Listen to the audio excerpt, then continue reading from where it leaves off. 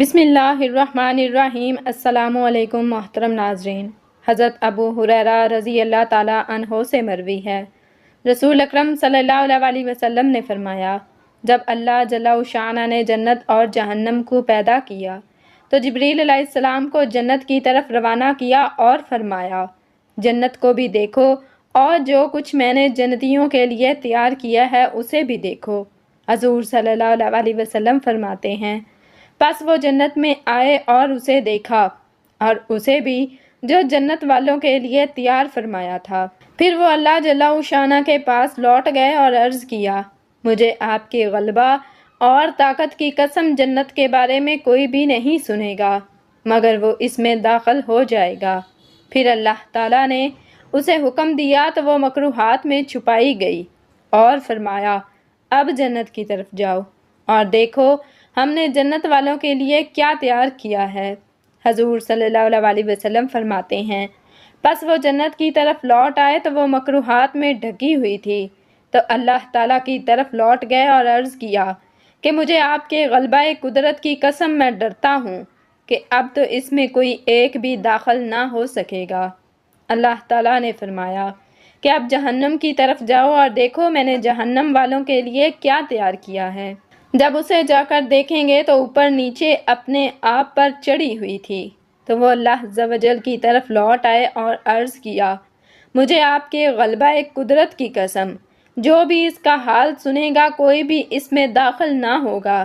تو اللہ تعالیٰ نے اس کے متعلق حکم فرمایا کہ خواہشات میں چھپ جاؤ اور حضرت جبریل علیہ السلام سے فرمایا کہ اب جاؤ۔ جب وہ لوٹے تو دیکھ کر عرض کیا، مجھے آپ کے غلبہ قدرت کی قسم، اب تو مجھے ڈر لگتا ہے کہ کوئی ایک بھی اس سے نجات نہ پا سکے گا بلکہ اس میں داخل ہو جائے گا۔ حضرت ولید بن عبدہ فرماتے ہیں کہ جناب رسول اللہ صلی اللہ علیہ وسلم نے حضرت جبریل علیہ السلام سے فرمایا، اے جبریل مجھے حورین کے پاس لے چلو۔ تو حضرت جبریل علیہ السلام حضور صلی اللہ علیہ وسلم کو ان کے پاس لے گئے تو آپ صلی اللہ علیہ وسلم نے ان سے پوچھا، تم کون ہو؟ انہوں نے عرض کیا، ہم بڑی شان والے حضرات کی گھر والیاں ہیں جو جنت میں داخل ہوں گے اور نکالے نہیں جائیں گے، جوان رہیں گے کبھی بوڑھے نہ ہوں گے، صاف ستھرے رہیں گے کبھی میلے کچیلے نہ ہوں گے۔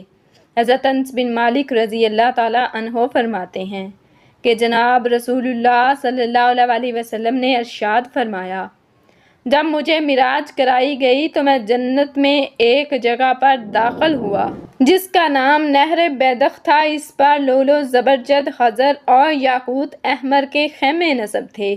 ان میں رہنے والی حوروں نے کہا، السلام علیکہ یا رسول اللہ صلی اللہ علیہ وسلم، اے اللہ کے رسول صلی اللہ علیہ وسلم آپ پر سلام ہو۔ میں نے پوچھا، اے جبریل یہ کن کی آواز تھی؟ انہوں نے فرمایا، اے اللہ کے رسول صلی اللہ علیہ وسلم یہ وہ حوریں ہیں جو خیموں میں رکی ہوئی ہیں۔ انہوں نے اپنے رب تعالیٰ سے آپ کو سلام کہنے کی اجازت طلب کی تھی اور اللہ تعالیٰ نے ان کو اس کی اجازت عطا فرمائی ہے۔ پھر وہ حور میں جلدی سے بول پڑیں، ہم راضی رہنے والی ہیں اپنے خامدوں پر، کبھی ناراض نہ ہوں گی، ہم ہمیشہ رہنے والی ہیں، کبھی جنت سے نکالی نہ جائیں گی۔ پھر جناب رسول اللہ صلی اللہ علیہ وسلم نے یہ آیت تلاوت فرمائی، حوریں ہیں خیموں میں رکی رہنے والیاں۔ ام المومنین حضرت ام سلمہ رضی اللہ تعالیٰ عنہ فرماتی ہیں کہ میں نے عرض کیا، یا رسول اللہ صلی اللہ علیہ وسلم اللہ تعالیٰ کے ارشاد حورین کے متعلق مجھے کچھ وضاحت فرمائیں۔ آپ صلی اللہ علیہ وسلم نے فرمایا، گوری گوری بھرے ہوئے جسم والی، گل لالہ کے رنگ کی آنکھوں والی، اپنے حسن کی لطافت اور رقت جلد سے نظر کو حیران کر دینے والی، گدھ کے پر کی طرح لمبے لمبے بالوں والی، آنکھوں کی خوبصورت پلکوں والی کو حورین کہتے ہیں۔ حضرت ام سلمہ رضی اللہ تعالیٰ عنہ نے عرض کیا، آپ مجھے ان اولیاء قوت المرجان کی تفسیر بیان فرمائیں۔ آپ صلی اللہ علیہ وسلم نے ارشاد فرمایا، یہ رنگت میں اس موتی کی طرح صاف شفاف ہوں گی جو سیپیوں میں ہوتا ہے اور جس کو ہاتھوں نے نہیں چھوا ہوتا۔ میں نے عرض کیا، آپ مجھے اللہ تعالیٰ کے ارشاد کہن بیدہ مکنون کی تفسیر بیان فرمائیں۔ آپ صلی اللہ علیہ وسلم نے ارشاد فرمایا، ان کی رقت اور لطافت انڈے کے اندر کے چھلکے کی طرح ہوگی جو باہر والے موٹے چھلکے کے ساتھ ہوتا ہے۔ میں نے عرض کیا، یا رسول اللہ صلی اللہ علیہ وسلم، آپ مجھے اللہ تعالیٰ کے ارشاد عربا اترابا کے متعلق بیان فرمائیں۔ تو آپ صلی اللہ علیہ وسلم نے ارشاد فرمایا، یہ وہ عورتیں ہوں گی دنیا میں جن کی آنکھوں میں بڑھاپے کی وجہ سے کیچڑ بھرا رہتا تھا اور سر کے بال سفید ہو گئے۔ اللہ تعالیٰ ان کو بڑھاپے کے بعد دوبارہ تخلیق فرمائیں گے اور ان کو کنواریاں کر دیں گے۔ ارشاد فرمایا کہ عربا کے معنی ہے کہ وہ اپنے خامدوں سے عشق اور محبت کرنے والیاں ہوں گی۔ اترابا ایک ہی عمر پر ہوں گی۔ میں نے عرض کیا، کیا دنیا کی عورتیں افضل ہوں گی یا حورین؟ ارشاد فرمایا، دنیا کی عورتیں حورین سے افضل ہوں گی، جیسے ظاہر کا ریشم استر سے افضل ہوتا ہے۔ میں نے عرض کیا، یا رسول اللہ صلی اللہ علیہ وسلم، یہ کیوں افضل ہوں گی؟ ان کے اللہ کے لیے نماز پڑھنے اور روزہ رکھنے کی وجہ سے اللہ تعالیٰ ان کے چہروں کو نور کا لباس پہنائیں گے۔ ان کے جسم حیران کر دینے والے ہوں گے، گورے رنگ والی ہوں گی، سبز لباس والی ہوں گی، پیلے زیور والی ہوں گی۔ ان کی خوشبو کی انگیٹھیاں موتی کی ہوں گی، ان کی کنگھیاں سونے کی ہوں گی۔